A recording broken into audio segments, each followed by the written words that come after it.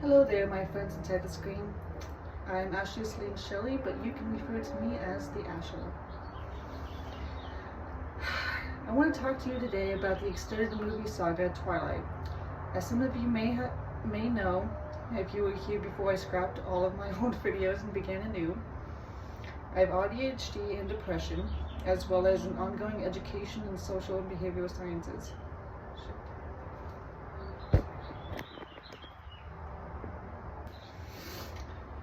Hello there, my friends inside the screen. I am Ashley Celine Shelley, but you can refer to me as the Ashel.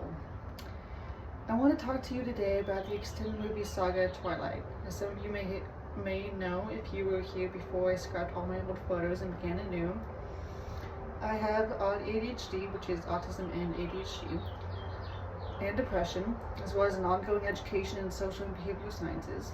Well, actually, that one's not as true anymore since I dropped out of community college because money.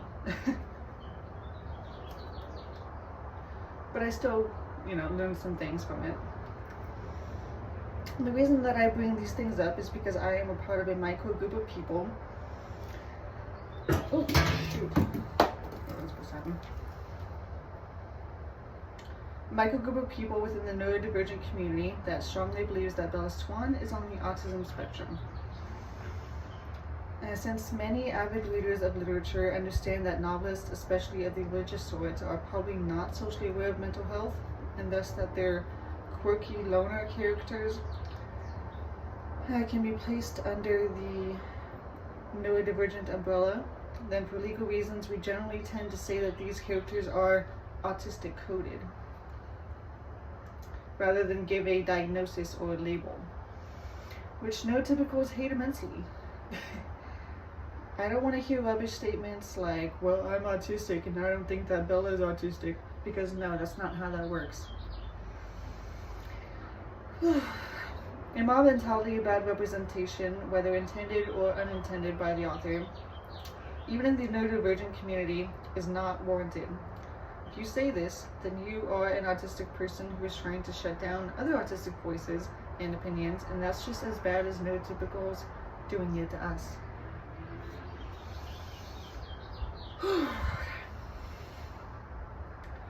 I am past my rant, so I will continue with my movie review. As far as movie scene choices go, it was definitely an odd choice to have Bella fly from Arizona to Washington, see her new/old room that Charlie went through actual effort to decorate, barely have time to soak in the life transition, then go straight from greeting Billy and Jacob Black, receiving their truck gift, and going straight to her new high school. It would have made a lot more sense for Bella to take a week off from school to immerse herself into the environment of a totally different state, familiarize herself with Charlie's house all over again, maybe even take a nap after her plane ride, seems logical. And people criticize Bella Swan / Kristen Stewart far too often for her expressionless face. But my hypothesis is that she was constantly tired, overwhelmed, and overstimulated. The character.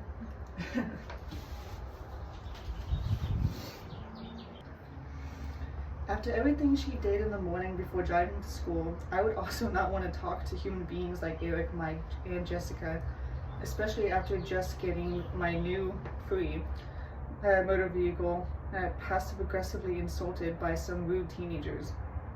Tyler, the one who caused the accident later on. If Twilight had been rated R, I could see Bella telling that Tyler guy to fuck off.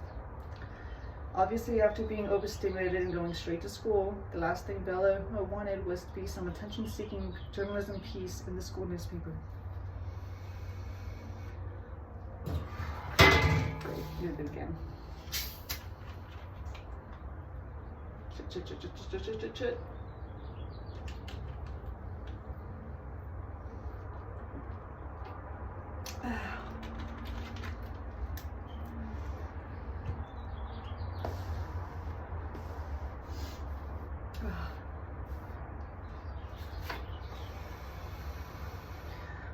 Okay.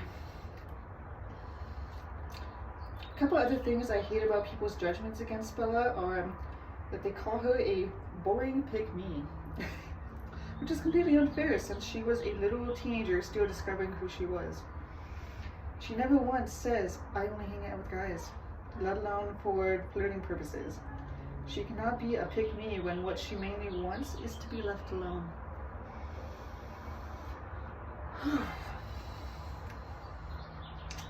She hates attention, especially from most boys. She's also a tomboy, and she's very anti-heteronormativity, which is common with autistic people.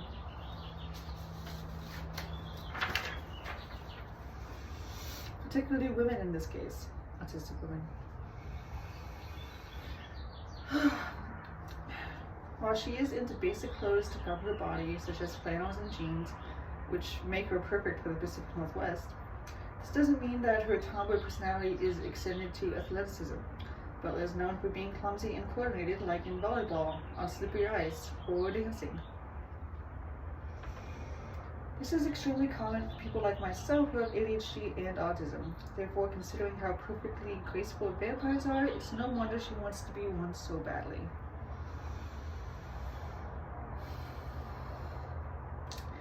I used to think that Jessica was annoying and a pick-me, jealous type whenever Bella was around, but I now have a more mellow point of view on this friend of Bella's.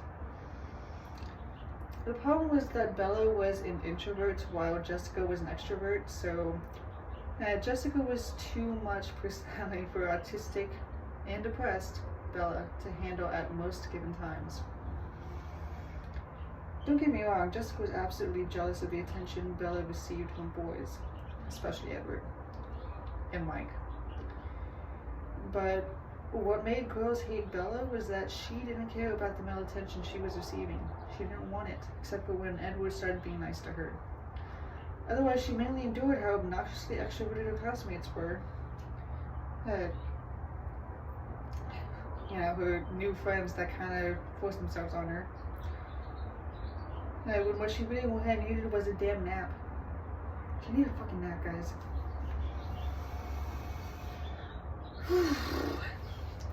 One thing I love about Charlie is that he hates narrow-minded people, which actually does make him a good chief of police. I know, ACAB. But Charlie stands up for the Cullens when they're talked about as weird. Even though Carlisle was the best doctor in town, and Esme and the high school student Cullens don't give Charlie any trouble regarding the laws. Like, why are they so weird, guys? People don't mind their own business enough.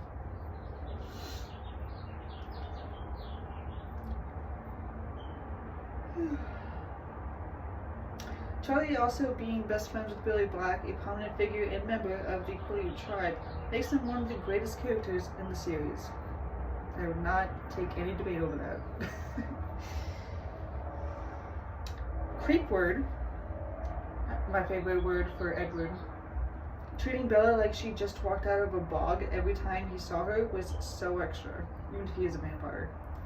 They're basically telling us that he liked her only because she smelled different and couldn't read her mind. Maybe she's not like other girls, or maybe it's Maybelline. But personally, I think it's because she is neurodivergent / autistic.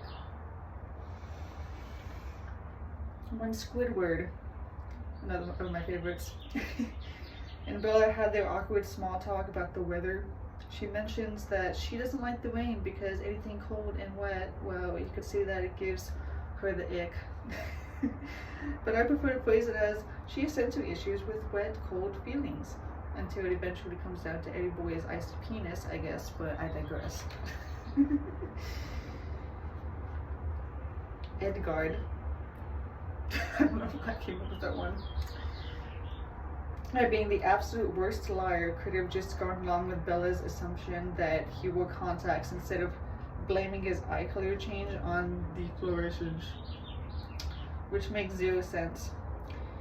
He honestly could have evaded her detecting his secret by simply lying better without outright gaslighting her at every opportunity.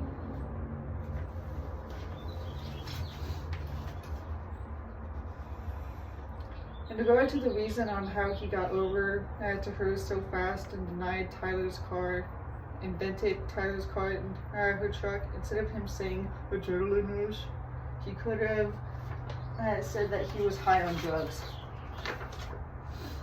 It's a better alternative to her potentially exposing him as a vampire, and he literally already compares his vampiric thirst for her as a drug addiction. Plus, that excuse might have actually convinced her to steer clear of him, especially since her dad's, a cop.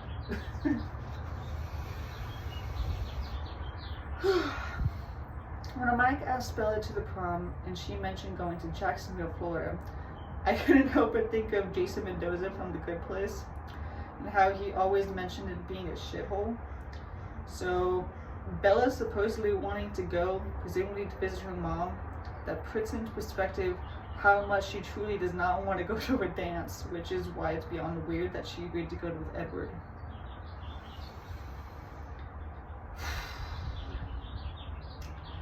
Edward literally told Bella, "I am the bad guy," and because she was a naive teenage girl, she wanted to see the best in him. Understandably, it's because he saved her life, trauma bonding. If he hadn't done that and she hadn't trauma bonded with him, she would have continued to see him for what he truly was, a jerk and a stalker and an all-around creep. If Bella had been injured, not killed, in the car accident at school, on account of Edward not exposing himself and his powers to save her life when he was, to her at almost every encounter except for that one day in biology, I truly believe that she would have been better off and she might have lived her own life going forward as a human. I think my favorite things about Bella are that she is not a vegetarian, but she does appreciate plant-based meals more often than she eats meat. And she is hyper-dependent, which is not a good thing. She's literally parentified by her mother. There's something I find upsetting about her is her feeling like she has to take care of her parents when she is the child. But I do like that she is pro-girls asking guys out. The hyper-independence thing. Other than Topanga from Boy Meets World, Bella might have actually been a developmental reason in media why I was the one to propose to my husband, since I read and watched Twilight in my preteen to teen formative years. Initially, when Bella asked Edward to come to La Push Beach with her and her friends, she probably thought that he was being racist and not wanting to go to that particular beach, not knowing that he's legally bound by a treaty to not set foot in polluted lands. When Mike says that Colin's a freak, and Jacob's friend responded with, "You got that right," and that you Colins don't come here, Bella's possible suspicions that the Colins are racist, which they are with the exception of Carlisle and Esme, and I would die on that hill, must have been increasing.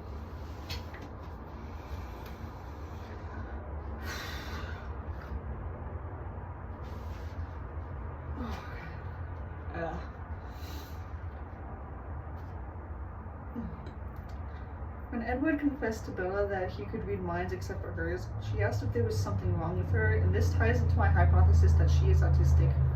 Because the general consensus from the minds of neurotypicals is that autistic people aren't people. Which is so wrong.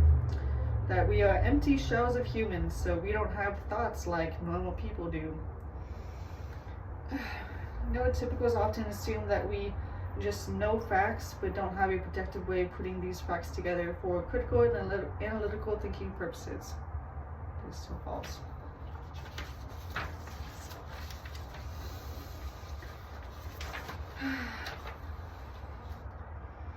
Another example I have of Bella being autistic is that she was acting more analytical about the deaths of the security guard and Charlie's friend Waylon.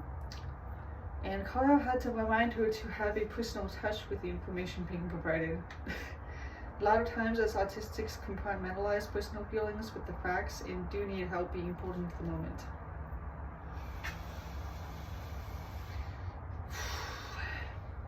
One thing that does bother me about Bella is that she went to a Coolio bookstore just to read one line in a page that Jacob had already said and then proceeded to look it up when she could have done that this entire time, and she wouldn't have almost gotten gang raped by frat bros. While I understand the movie and obviously books needed that drama for Edward to skulk around and be her knight in shining stalker, she literally could have stayed home and used the internet in the first place. You know, when Jacob literally said the cold ones at the beach.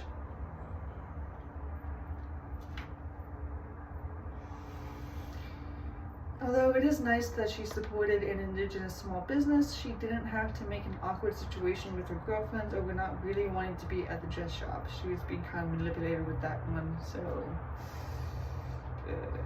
point negative for Bella.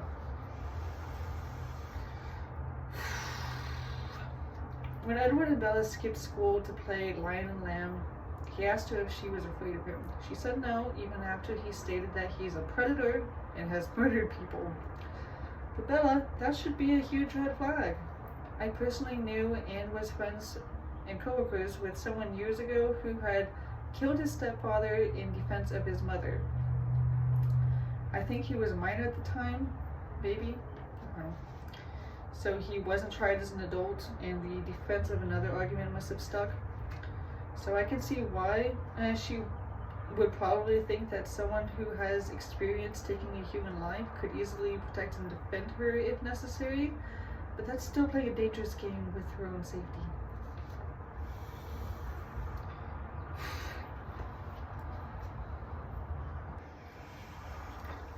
Upon meeting Edward's vampire family, Bella had manners on eating before she arrived because she definitely didn't expect them to cook for her.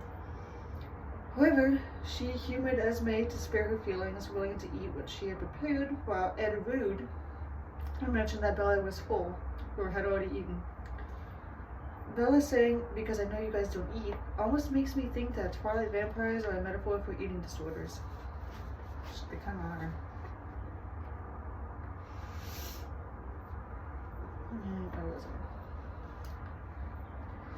Which is a little telling considering that Bella was making fun of a male member of the swim team possibly having an eating disorder at the beginning of the movie. Classic Rosalie, of course, threw a tantrum while Himbo Emmett was simply being Himbo Emmett. Ooh. I honestly loved his dopey, "well, of course she's Italian if her name is Bella," after Rosalie asked the dumbest question in such a bitchy way. "Is she even Italian? Do I have to be Mexican or Chinese to enjoy ethnic food outside of the whitest European countries? No, I don't." I mean, Italian's not technically white, but depends on who you ask. The deleted scene of Esme and Carlisle being the absolute sweetest couple of the whole franchise, showing how much love and humanity they ironically have, give me hope for these movies when most of it is a toxic love triangle. We really don't need any more of those.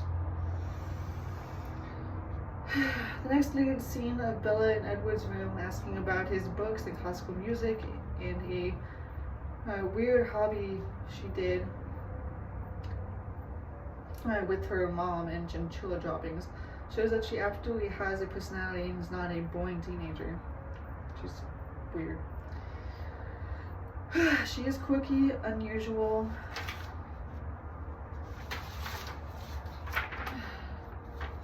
doesn't follow the crowd, and is actually quite bookish and moody.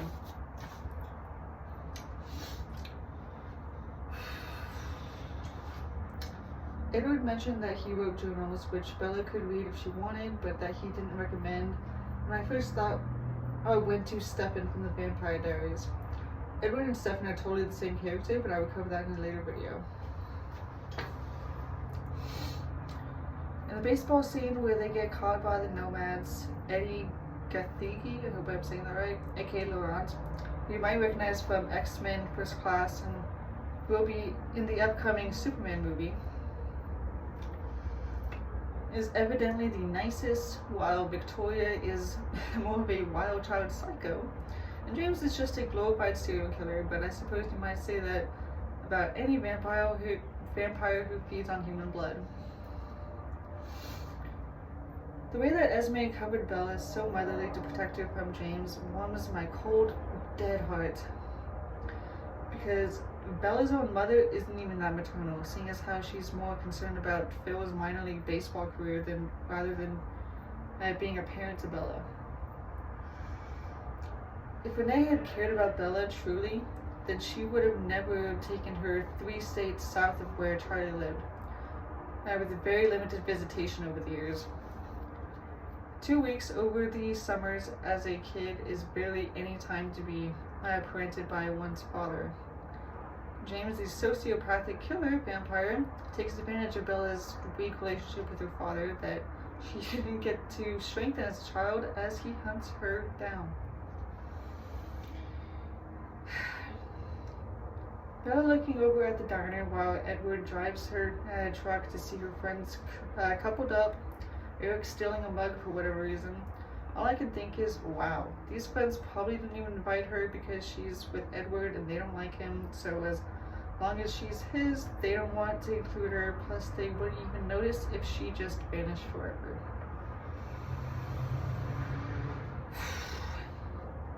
Bella has a seriously warped sense of her own safety, because when she says, I came to regret the decisions that brought me face to face with death because they also brought me to Edward, all I can think about is that Edward is the reason why she is put in so much danger.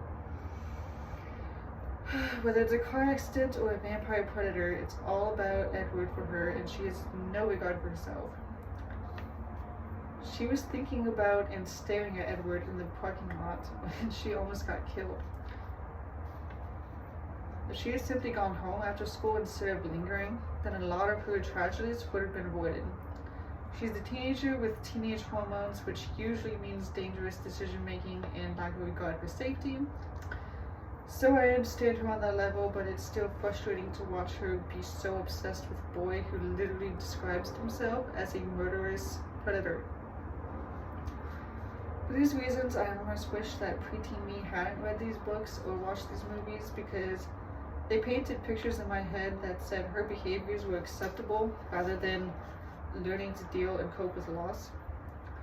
Social awareness isn't her strong suit, but more importantly, neither is her regard for her own mortality. When Bella was in the hospital, she immediately asked for Edward. Shouldn't be surprised given that he did save her life again, and they both had a mutually obsessive codependency going on.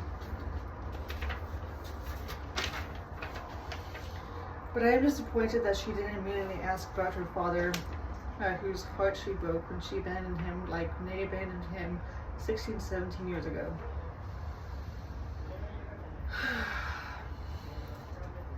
This is probably an unpopular opinion, but I think that in this hospital scene when Edward is fake sleeping, and Renee tells Bella the cover story that the Collins told her about why she's so badly injured,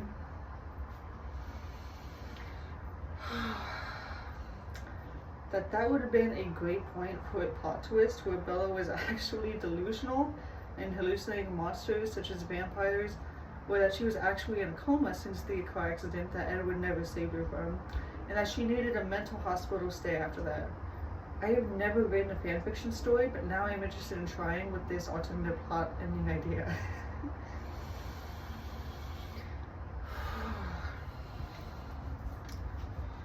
At prom, when Jacob shows up in semi-nice clothes with this terrible wig that preteen me was attracted to, just to tell her that Billy said to break up with Edward, Edward kind of makes a foreshadowing dialogue for a new moon about, I leave you alone for 2 minutes and the wolves descend. Personally, I like the wolves better than the vampires.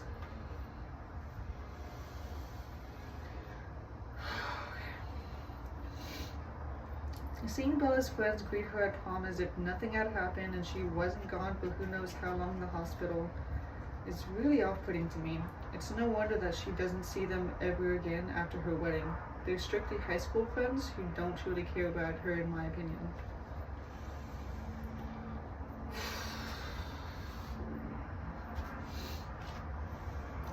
Bella does honestly piss me off with her obsession with age and getting physically older than Edward. Sure, vampirism comes with perfect health and the best glow-up of your life, but having to drink blood to survive and outliving the good people in your life, I can understand wanting to outlive your enemies and look the best at your high school reunion, if people still do those anymore. And infinite time to not have to sleep or eat every few hours so that you can travel and read books whenever you want. Wait, what was I saying? Oh yeah, vampirism bad. Vampirism bad, fragile human good. She would still be autistic as a vampire, by the way. The process fixes physical issues, while autism doesn't need fixing. In my opinion, it is not truly Edward that Bella wants forever. It's the immortality that he can offer. It also doesn't hurt that he's rich, so he could provide for her financial stability.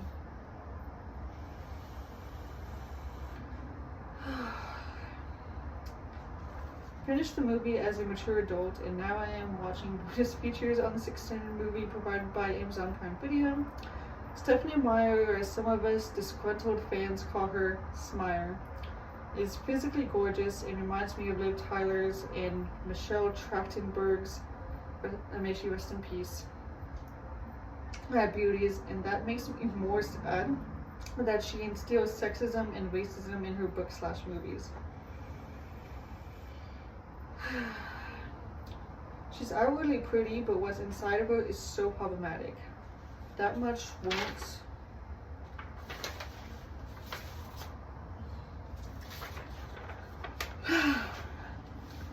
Be in these bonus features, but I heard elsewhere that she didn't want black people to be casted in films, and she was so keen on such a toxic, controlling stalker to be the endgame romance for Bella. The fact that she wanted the Quileute werewolves to cut their hair was such a major disrespect to Native men. I'd heard on Reddit that the actors who played the friends of Jacobs in this film declined returning in the second film because of this abhorrent request too. One interesting thing that Smire says in these bonus features is that some vampires have extra perceptions that other people don't have, e.g.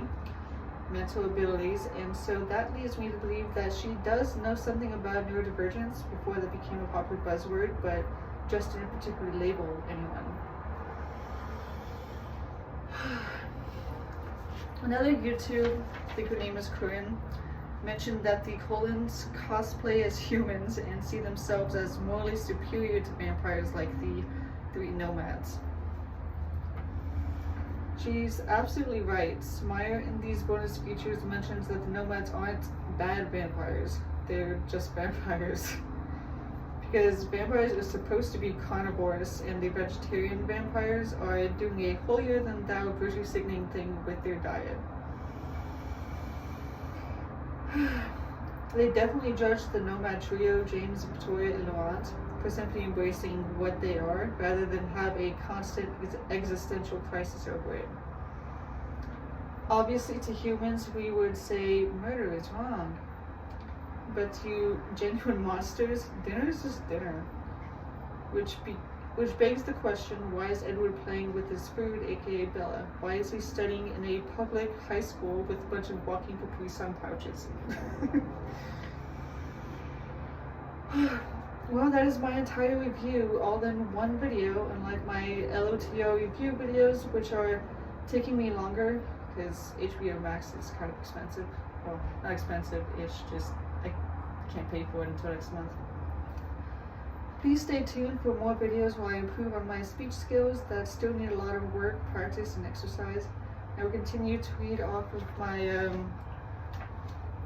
physical scripts, because my recall memory is very poor, especially for scripts as large as the ones I choose to write ahead of time. Thank you.